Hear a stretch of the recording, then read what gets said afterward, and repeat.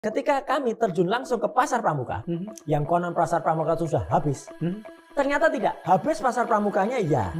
Dan itu mereka sepakat, orang di sana bilang, itu kayaknya bukan terbakar loh Pak, tapi ada pembiaran supaya dibakar gitu, atau apalah gitu. Karena lucu Mas, pasar pojok pramuka itu terbakarnya jam 5 pagi atau setengah 5, hanya berjarak sekitar 100 meter dari Polsek Matraman.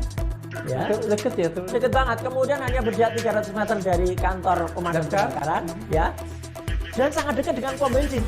Jadi kalau ada kebakaran harusnya kan gitu langsung. Enggak, jadi itu dan ada korban. Artinya gini, yang menarik ketika pasar itu sudah habis, Pak, itu sekarang menjadi seolah-olah kita nggak bisa lagi memiliki itu. Enggak, kita masih menemukan orang-orang yang masih bisa bersuara. Bahkan Pak mantan bin ini itu juga sudah menerjunkan anak buah, mantan anak buahnya, menemukan beberapa orang yang mau bersaksi. Ada satu yang sudah pernah hadir di salah satu podcast, meskipun kita samarkan, ya kita tutup ya pokoknya supaya nggak kelihatan lah suaranya, juga kita samarkan supaya demi keamanan dia, jangan sampai dia divideokan lagi.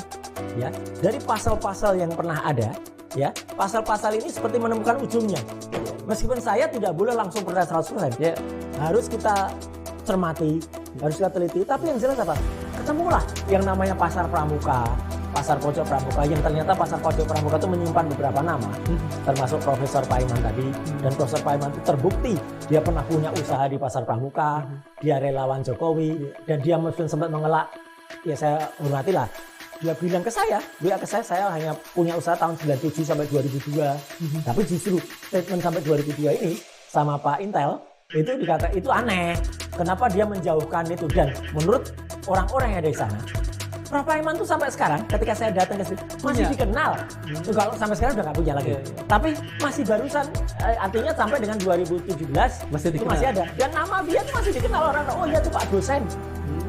Profesor Paiman, kiosnya itu sangat dikenal atau sangat ibaratnya spesialis membuat skripsi, tesis. Tapi artinya apa?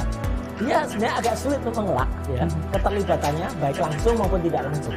Kita hormati dia nolak-nolak.